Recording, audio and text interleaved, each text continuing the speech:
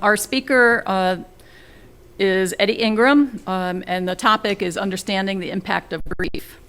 I've worked with Eddie for about 10 years now here at First United Methodist Church, and just very grateful that he was willing to come and speak to you today. Reverend Ingram has provided pastoral care for individuals, families, and groups while serving a number of churches in Western North Carolina as an ordained elder in the United Methodist Church since 1994. He completed a master's degree in social work in the spring of 2012. He's licensed in clinical social work and is certified in spiritual direction.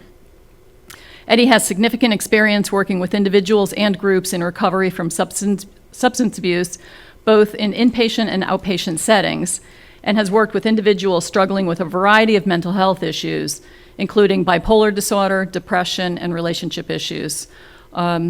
Eddie, if you would join me here. I'm going to turn this over to Eddie Ingram, Understanding the Impact of Grief.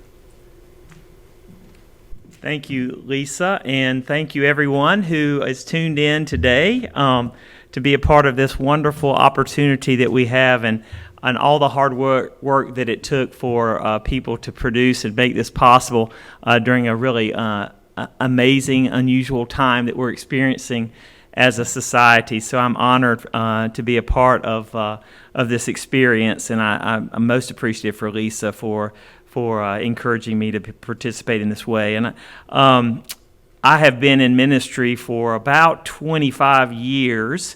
That's a long time. For the first 17 years as a United Methodist clergy serving in the local church. For the last 8 years, serving in what we call in the United Methodist Church an extension ministry as a pastoral psychotherapist for the Sanctuary Counseling Group, which is a faith-based counseling organization which is located in various locations, satellite locations in the Charlotte metro area, primarily located in United Methodist churches in this area. And my office is right here in Gastonia at First United Methodist Church.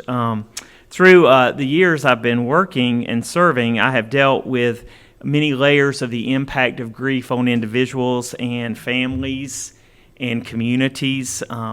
First, as a pastor, with dealing with families and individuals experiencing loss in a variety of ways, and from a faith perspective and lens.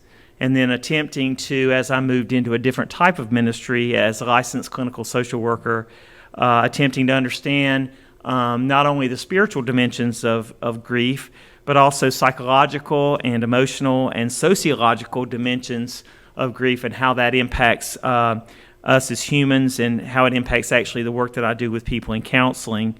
And then on another personal level, I use my own personal life history and my own experiences of grief as a way to learn and to understand the human experience of grieving. As a matter of fact, today is the 9-year anniversary of my older brother's sudden death, and for whatever reason, on May the 13th, every single year, I don't have to be told and reminded about it. Something inside of me seems to happen. Something happens that reminds me of an ongoing, lingering grief in my own personal life. And all of those experiences have informed the conversation that I'd like for us to have this morning on the life impact of grief, and in particular, as it presents itself in the current COVID-19 pandemic. And one of the things I would like to discuss is the current pandemic tends to trigger the grieving process, but the grieving process is something within the context of the human experience, is part of what it means to be human. So I'd like to kind of first frame that, the current crisis, in a little bit of an understanding and a definition of what grief is and as it relates to humanity. So let's go to the next slide, the one definition of grief. When we use the word grief, we often refer to and thinking about that when we lose someone to death, and the emotions that we feel around this type of loss.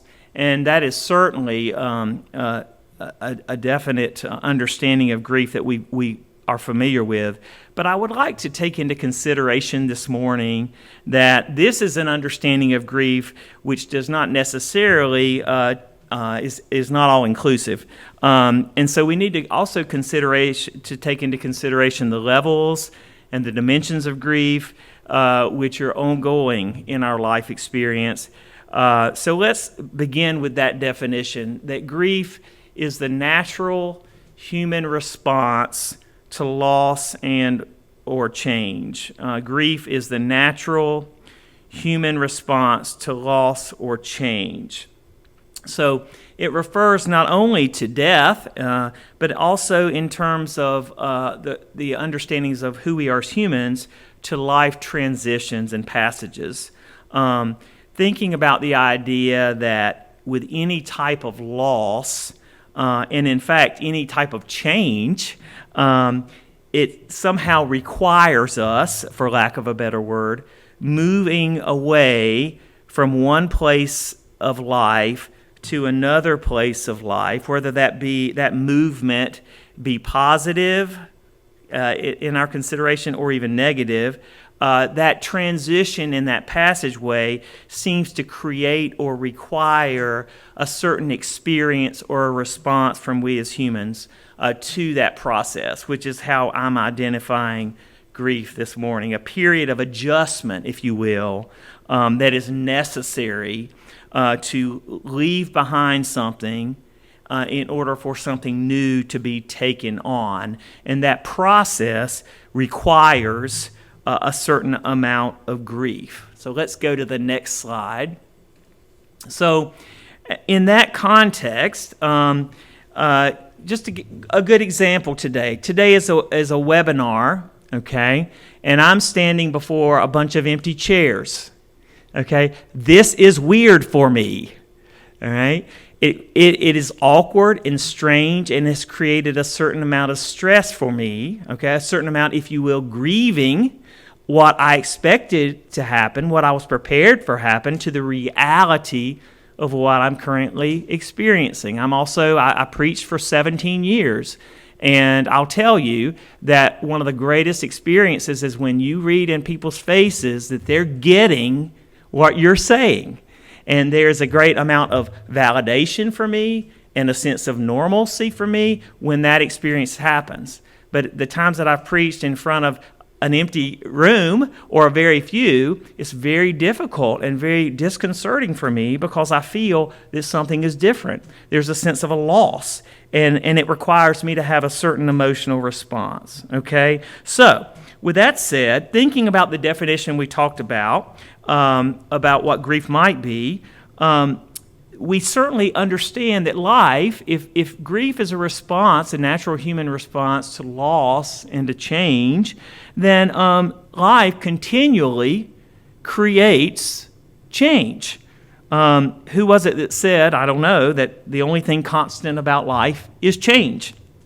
And so certainly in the current crisis, we're experiencing states of uncertainty and change and things that what might once appear kind of stable to kind of a state of fluidity, of movement, okay? And to some degree, it could be said that the perpetual state of living life as humans, okay, the human experience is that way. It's fluid and it's changing and it's a perpetual state of loss and things ending and things beginning. And so to some degree, we might understand that we are in a somewhat of a perpetual state of grieving. And I have that slide before you. Think about some of these endings and beginnings and losses, not just the death of a family member or a friend, the ending of a relationship that was valuable to you, a breakup or something such as that, the loss of a pet, the loss of possessions. There's a grieving process when we lose something or something is stolen from us. Changes of lifestyle. I am 50. I'll be 56 on Sunday, and I've got two late adolescent children. And each time they went off to college, it created a lot of upheaval and change in my own life, and I had to grieve that process to adjust to a new normal, okay?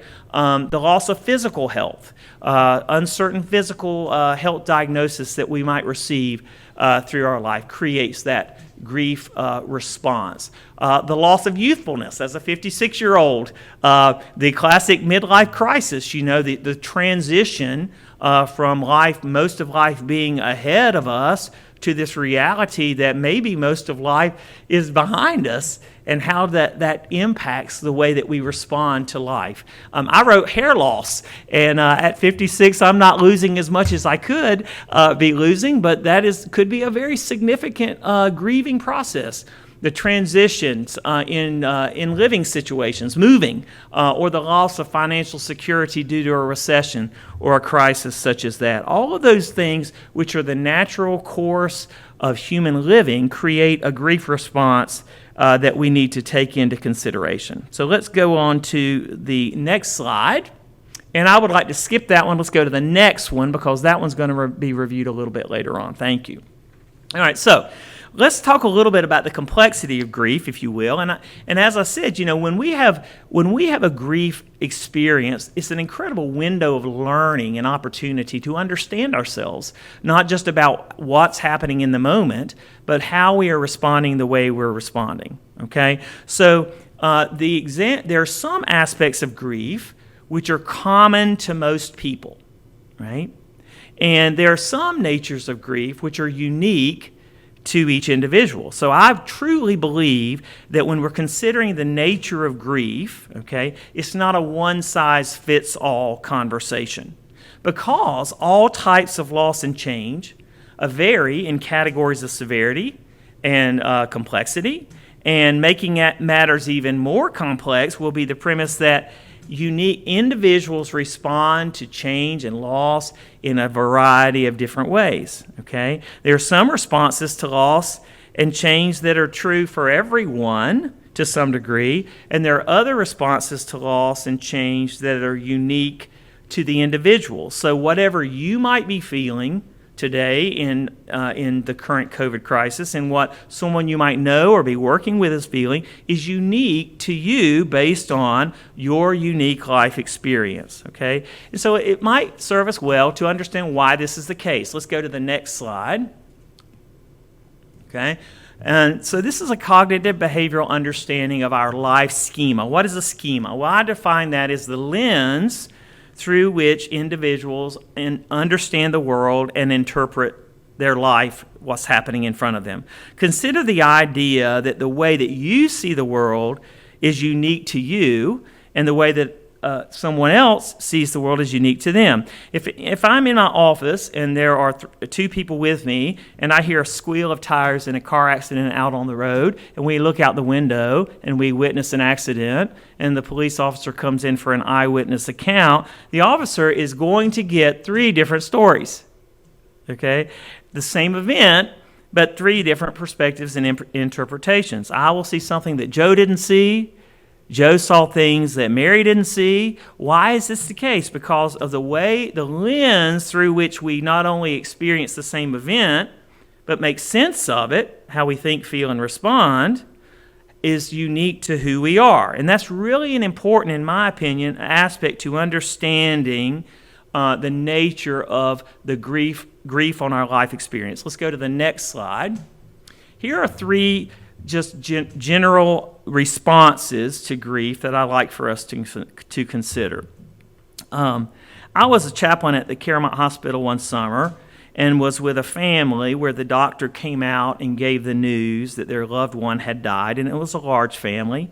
And in that family, as a chaplain for that summer, I noticed a variety of grief responses. One individual got up and was furious, began to beat and hit the wall, beat himself, screaming profanities, yelling and shouting, just angry, okay?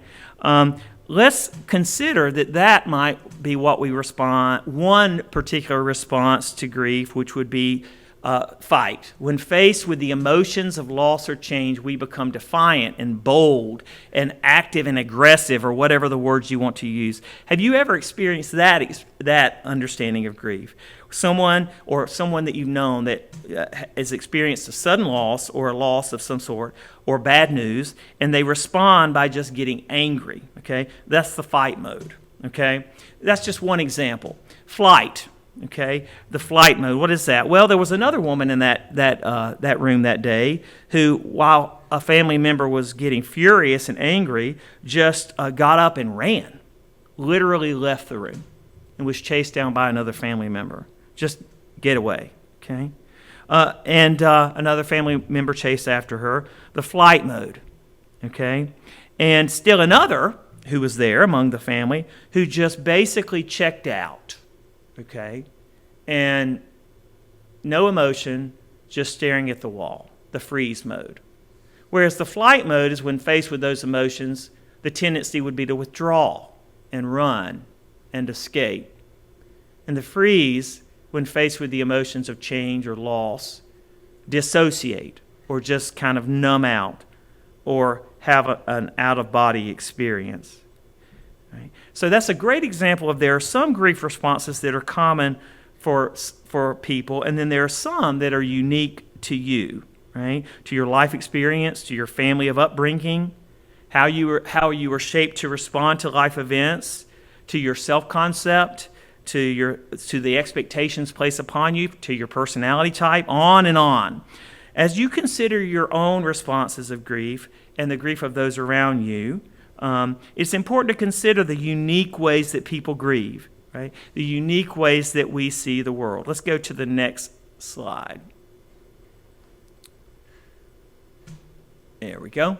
So let's consider the current crisis, COVID crisis.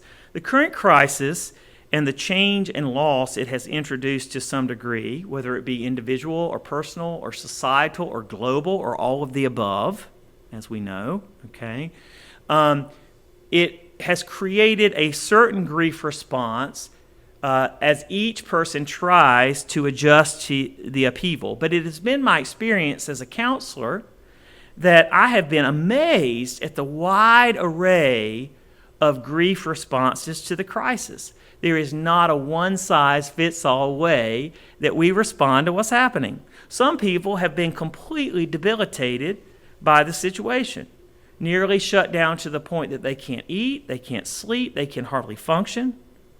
Others seem to be completely unfazed by the situation.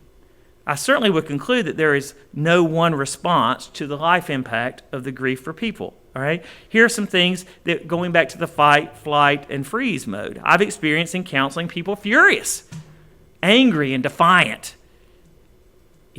And potentially as a counselor and as a social worker, and the reality is, most likely, if we look back upon this time, an increase in violence in homes, where that anger and that fight response is being taken out on those around you, right? That grief has created for some that type of fight response. There was an increase in the purchase of handguns, a significant jump, which seems to indicate to me an increase in the fight response to grief as a reaction to what's happening.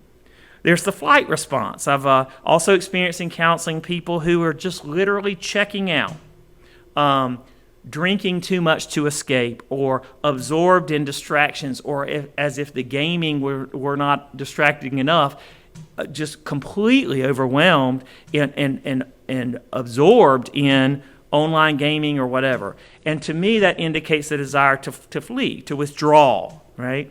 And also the tendency, perhaps, of the hoarding that we have seen, things disappearing off the store shelves as a result to take something to save and to go, okay? And then there's the freeze idea. Some people, I've experienced that with people that I work with that just decide, not only am I not going to leave the house, almost an irrational fear of the horrible things that'll happen if I even step out of my door, experiencing that and checking out in terms of fuzzy memory and just dissociating in many ways from people even in your home. Those have been three things that I have observed that are the human responses to a current crisis. These experiences, next slide if you would. Okay, so I want to say that the experience of these things is quite normal, okay?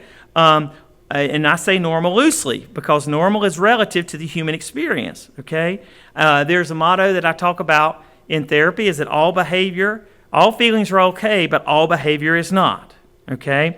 And so there is no right or wrong way to respond emotionally to what's happening. But it's important to validate how we feel and how we respond and not compare how we respond as being right or wrong compared to another person's response, okay? Because to be able to validate that, our feelings, but to also realize that all of the behaviors that we feel are not necessarily okay, and to sort through that. So let's go on to the next slide, okay? So I want to ask you the second bullet on this question, in this slide is for you to consider how has your grief response been impacted by your family of origin's response to grief, or by your self-expectations, or the expectations of others placed upon you? How does your life history, inform the way that you respond to loss and change, and in particular the experience of this current crisis? And just a brief bullet point, in my own family of origin, my father was very stoic and non-emotional. My mother was a peacemaker, very reserved, and I was always an emotional person. And so my experience of emotions was more of an internal perspective. I wanted to share them, but early in my life, I felt like it was not acceptable, that it made me less of a man or something. So as a result of that, I struggle with the intensity of how I respond to things and the ability to communicate them openly in a way that could be very healing for me. That's a great example for me of how that my own internal mechanisms and my learnings have impacted the way that I process strong emotions in my life.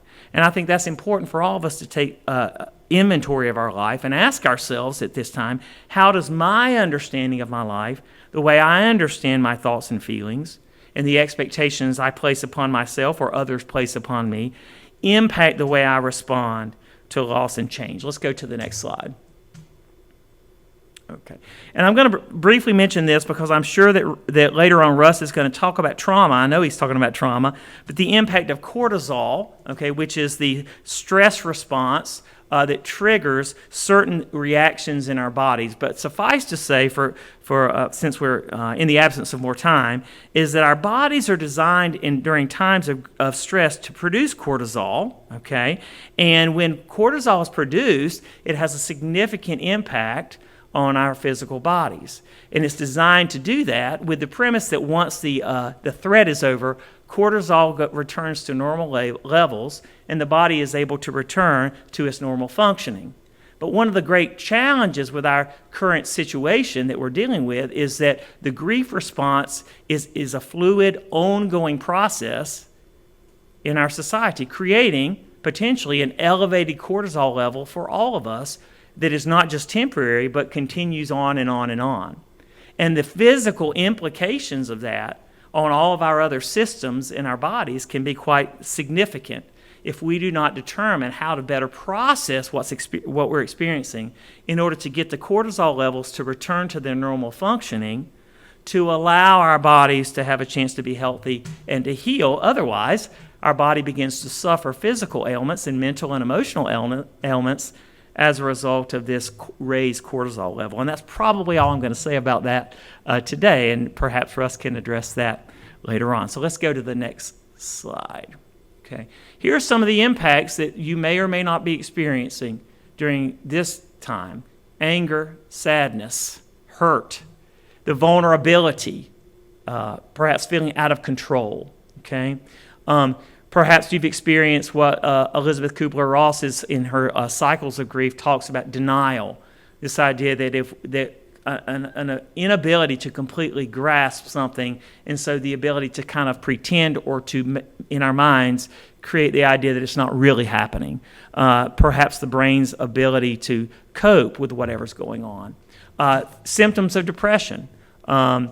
physical and emotional symptoms, being distracted, having a hard time at work or at school. I know that there are lots of, the result of this situation has created school-age children acting out in ways that they don't necessarily act out because they're experiencing a desire to adjust to the crisis, and it's difficult. Okay, nervousness and sleeplessness or lack of energy. The increase in alcohol and drug use, as we mentioned earlier, as a way to perhaps escape or to medicate ourselves from the pain of the grieving process. And potentially thoughts of suicide, and statistics yet to be reported are that potentially there could be a spike statistically in the amount of suicides that we're seeing as a result of the pandemic and being in our homes. Let's go to the next slide. So what makes this difficult is that the grief not only is ongoing, but it's on many levels. The financial and economic and social loss and change, it's like the ripple effect of grief, and it goes from the center outward. Let's do the next slide, if we will. Okay. So, and they talk about the new normal. Well, the new normal stresses me out. First off, we don't even know what the new normal is, and whatever that means, I have no idea. But I know it stresses me out because what would the new normal suggest? It suggests that something old has been lost and something new has to be lived into one way or the other, okay? And who knows what that meant? Wearing masks, not being able to hug or be close to people. When I came in today, there were a few here at the webinar, and I just wanted to hug them, and I'm like, I can't do it. A little moment of grief. The impact of all of these layers of grief on our life, not being able to go to church and have online services, or the loss of freedom to just go wherever we wanted to go. All those things create a level of grieving that we must experience to adjust to whatever this new normal is. Let's go to the next slide. Okay.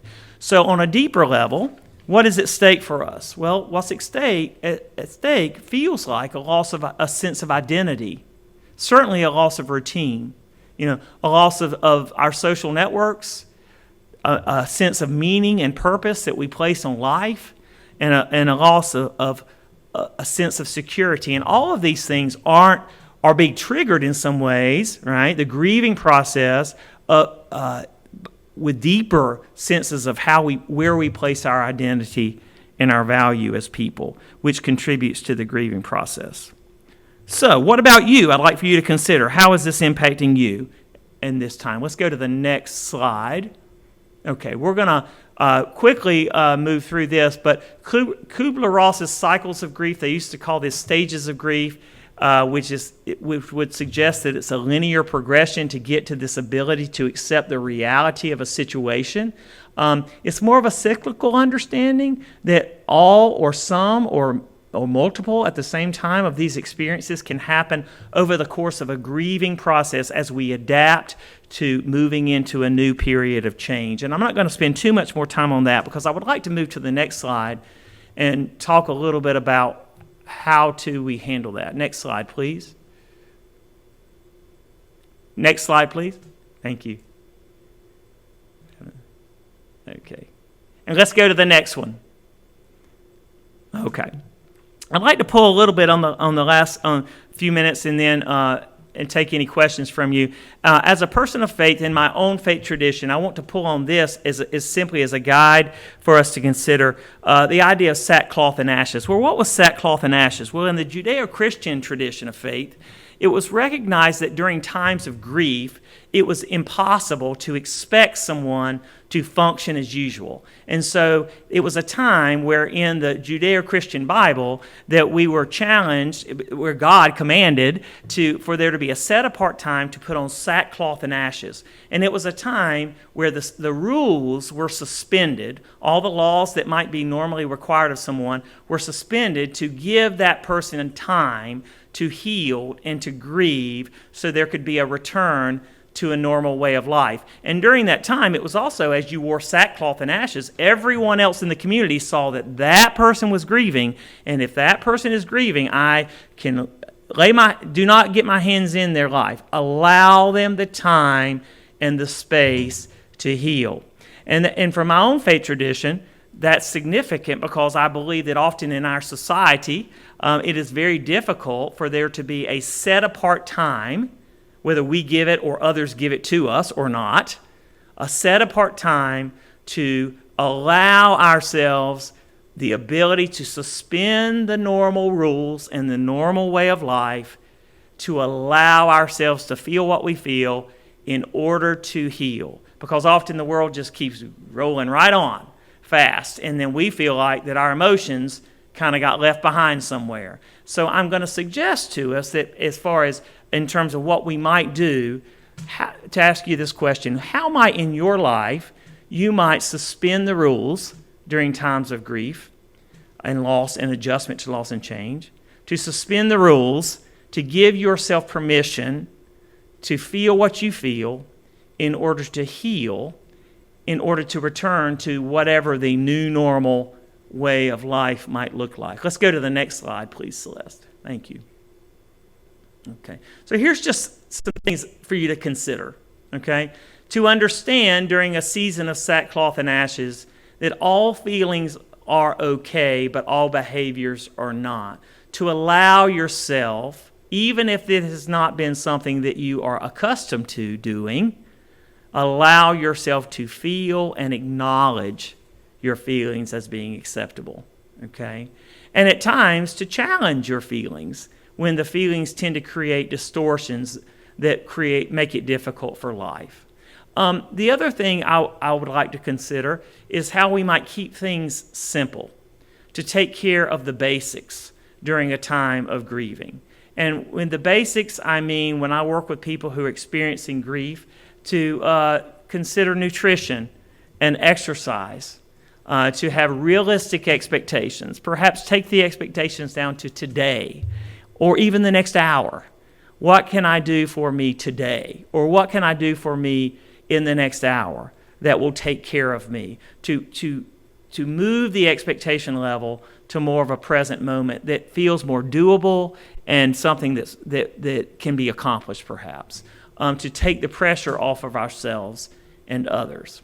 Another way that we might experience this type of season is finding friends and professionals to externalize our feelings and process. Because as we know, that thoughts and feelings that are just kept to ourselves all the time become quite distorted and can impact us in many unhealthy ways. So the value of externalizing something that we tend to internalize can create considerable improvement in our mental, emotional, and physical health. Giving ourselves time. We are not typically people who are very patient. To give ourselves time to heal, to not believe that the grieving process is something that you can just get over and there's a timeline for that. There is no timeline for grief. It will run its course as it will, and we must give ourselves time. And to stop beating ourselves up that perhaps we are not living into the expectations or the timelines that we should be living into in order to be healthy. Let's do the next slide. Okay. So here's a question to consider. How could the COVID crisis be defined not by what has been taken from us, but an opportunity to gain or learn something about ourselves, which we could not have seen or experienced otherwise? Okay? So this opportunity to look at our situation with a different set of eyes and a different perspective. And from my own Judeo-Christian understandings, it's the redemptive quality of life. The idea that when there is something that dies, there is something that is born. When there is something that is lost, there is something that is being gained.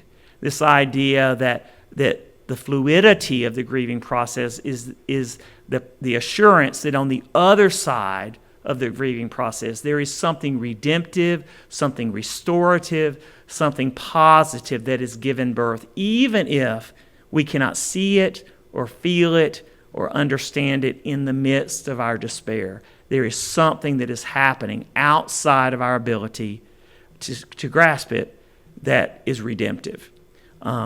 So with that said, I think we have about 7 minutes. Is that right? Okay. So let's do one more slide. Let's see if I covered everything. Okay. Yes. Let me just finish on this part. The Serenity Prayer from the 12-step tradition is something I'd like for us to consider. God, grant me the serenity to accept the things I cannot change, the courage to change the things I can, and the wisdom to know the difference. Have you ever thought about two categories in that prayer? And sometimes I have folk do this. On a piece of paper, put the things you cannot change, right? And the things that you can change, so you can delineate between the two categories. Specifically, I think a lot of times we spend a lot of emotional, physical energy in an effort to change things that cannot be changed. And it just creates more heartache and more pain and despair. That perhaps in that category we can practice the art of serenity. But then there are other things that we could do something about. It's been my experience in my own life that there are many things I could change. I just don't want to, or it's hard, or I would rather not. What will it take for me to claim the power to do what I can with what I've been given the opportunity to do, the hard stuff? And how do I know the difference between those two categories? Just something for us to consider. So with that said, there's a lot of information there. I know the last 5 minutes we sometimes take some questions. Just give you a moment. I might be able to read this with my transitional glasses here. So what are some of the questions that might pop up? Come to mind. Ooh, I can't read that. I can turn around. I'm going to join Eddie here, and I'll read the questions Yeah, to please. you. Eddie, how do we rediscover relationships with people that we live with? Rediscover. Wow, that's a big question. Well, I would say that, potentially time together could be seen as almost imprisonment or an opportunity to cultivate things that you wouldn't have time together to do otherwise. It would be really easy to give a quick how-to, but simply the gift of time together provides an opportunity for discussion and to develop relationship and intimacy in ways that wouldn't necessarily be possible in our normal ways of functioning. So I would encourage you to find perhaps some resources that might, within the context of what works for your family, to rediscover, to become reacquainted with someone with the gift of time we've been given. So, thank you. Yeah. How can we help and be conscious of those that grieve in a different way than we do? I would say that perhaps the greatest thing of all is just listening. A lot of times that many problems are solved if we just simply listen to what someone says, to hear them, to not try to fix or change or add our perspective, but simply to hear what they have to say, to repeat back to them what you've heard them say in a way that is empathetic and helps them, sends a message to the person that you're with that you heard them and that you get how they're feeling. You may not completely understand it, but you've received it, you've embraced it, and you've shared it back with them. It validates and it makes them feel that they matter. So. Thank you. I find that the pandemic has diminished my sense of self-importance. How can I deal with that? Great question. Well, it depends, kind of the work with, to be done perhaps is where do we get our sense of identity? If, for people who are very production oriented and, that are used to identifying a lot of who they are according to how much they get accomplished in a day or how many people they see or whatever they do, this has created an identity crisis where they struggle with who are they really aside from the doing. And how can we kind of use that awkward experience, that uncomfortable experience, to identify that our importance is not measured according to the normal ways that we would tend to measure it by being active and busy and other places that we would be if we were not in this current situation. So. How can we minimize the negative impact on our brain and body that you mentioned from the raised cortisol levels during this pandemic? Right. Well, I would say that, there are tons of things, but one of the honest to goodness things is that to unplug from the wave of information that is coming in from all over us. When the cell phone buzzes, and I've got it here, it creates a little pulse of cortisol raising in our bodies. And imagine how many times the phone vibrates in our pockets on any normal day.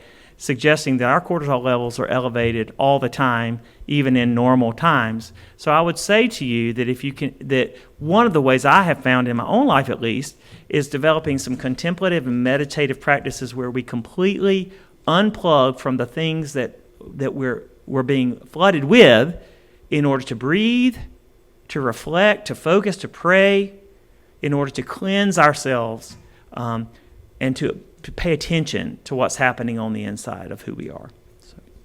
And our final question, how do you best respond to losing yourself in the flow of the world due to your aging? Okay. How do you best respond? Well, if you can't, I think this is the Outward Bound motto, if you can't get out of it, get into it.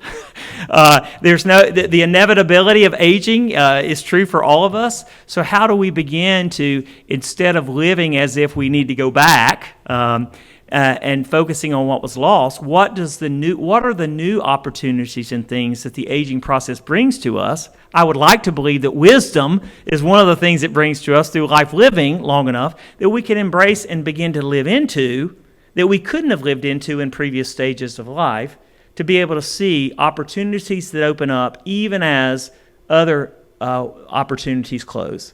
That may not completely answer the question, but so. No, I think that's great. All right. Eddie, thank you so much Thank for being you. here. I hope you all enjoyed Eddie's talk as much as I did.